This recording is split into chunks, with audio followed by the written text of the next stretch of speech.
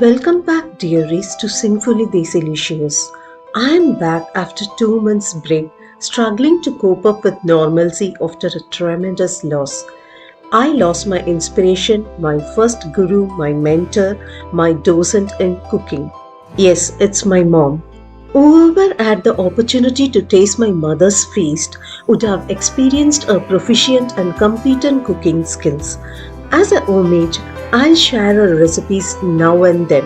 Along with her recipes, I kickstart the Diwali sweets and snack recipes theme for this month. I plan to give unique, simple, easy, and new variations to make your festive season colorful and flavorful.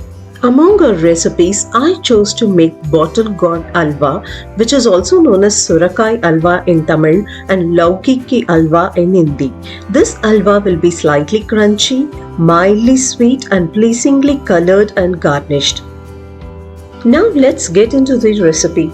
Heat ghee in a thick bottom pan, add raisins and nuts of your choice, brown them and keep them aside.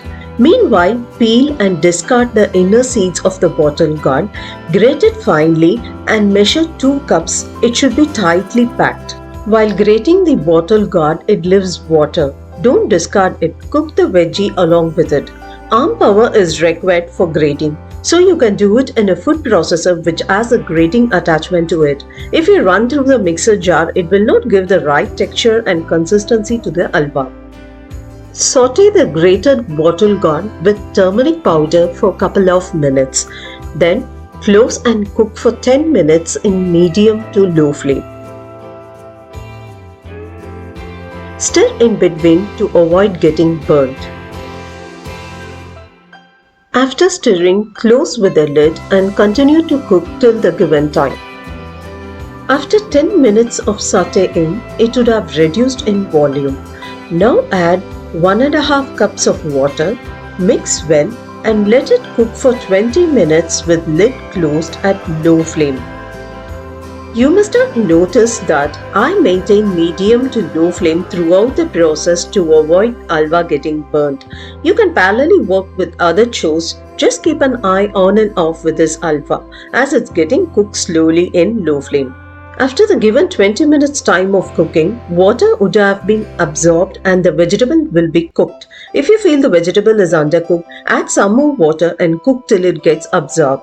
Now add 6 tablespoons sugar along with cardamom powder, mix well and let it cook on low flame for another 5 to 7 minutes. I would also like to add that sweetness differs from individual to individual. If you are a person who likes desserts with mild sweetness like me, then this measurement of sugar is sufficient. You can adjust according to your palate requirements. Also, I like my halwa with a slightly crunchy texture. If you desire for soft texture, then increase water by another half cup. Unlike other recipes, my mother's halwa recipe excludes milk. If you wish your halwa softer and richer, feel free to add milk. You must have noticed that at this final stage, I increase the flame and continuously stirring for a couple of minutes. At this stage, you can see excess ghee leaving the sides and the halwa gathers as a single mass. Now switch off the flame, strain the excess ghee which can be reused later. Then transfer the halwa into a serving bowl and garnish with the roasted nuts and raisins. It's best when served hot. Relish this simple, still extravagant sweet from bottle gourd. Now let's move on to my kitchen secret recipes. These recipes will definitely enthrall you with their fusion and surprise packages.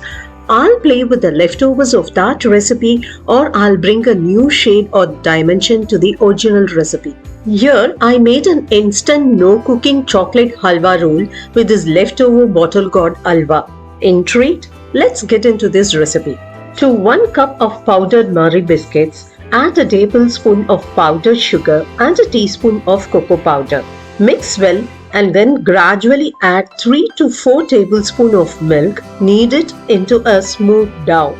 The texture should be soft and rollable.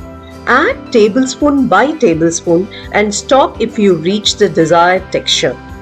Here I used Marie biscuits. You can choose any digestive biscuit as well. Grind them into a fine powder and measure it to 1 cup. Here I used 3½ tablespoons of milk.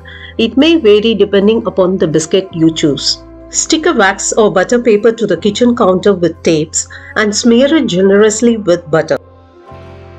The kneaded dough should be pliable and soft. Make sure it's wet but not sticky. Roll the soft kneaded dough into a flat disc. Roll it to a thickness of a roti. Trim the edges to make a rectangular shape and remove the uneven edges. Don't worry about the removed dough, it can be rolled back into another disc. Stuff the bottle gourd halwa onto the chocolate base, leaving the corners to ease rolling.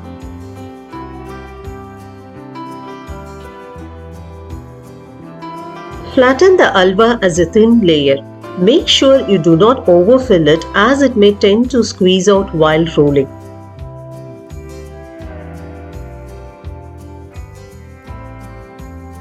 After flattening, gently roll it into a cylinder with ants. Parallelly separate the wax paper away from the chocolate base. It will not be a hassle as we generously smeared it with butter.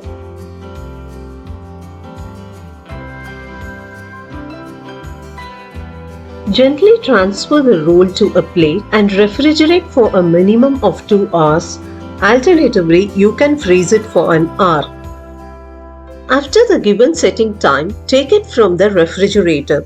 Gently cut it into rondelles with a sharp knife. Thickness of the rondelle, I leave it to your choice. But smaller the rondelle, more you get to bite. Your instant, no-cooking, kids-friendly, yummy chocolate halwa roll is ready to serve. Smooth and silky outer covering with crunchy and healthy filling is a delight in a bite.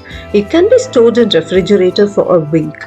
If your child is a finicky and fussy eater who doesn't like to include vegetables in their diet, this halwa is a windfall. Undoubtedly, who's going to fuss about having a delicacy like this? For more such incredible and innovative recipes, visit my website Sinfully Desilicious. When I discovered cooking, I discovered myself. So can you.